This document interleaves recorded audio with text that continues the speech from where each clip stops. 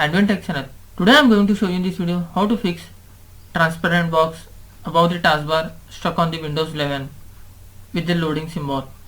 So before going to start the video, if you are not subscribed my channel, please subscribe. So let's start the video. Guys, if you are also getting the transparent box above the taskbar with a loading symbol, then I will show you how to fix this.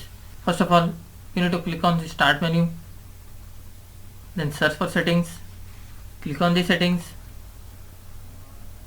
In right section you can see personalization, just click on this. You need to scroll down a little bit, you can see taskbar, just click on the taskbar.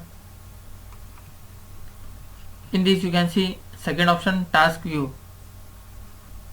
If this option is enabled, just disable this option and close the window and check whether it is fixed or not. If not, then try the second method. Right click on start menu, click on the task manager. Here you need to find Windows Explorer. You need to scroll down a little bit, come to the last, you can see Windows Explorer. Just right click and click on restart and close this window. That's it guys. So in this way you can fix transparent box above the taskbar stuck on the Windows 11 screen with a loading problem. Thanks for watching. Hope if you like this video, please like, share and don't forget to subscribe.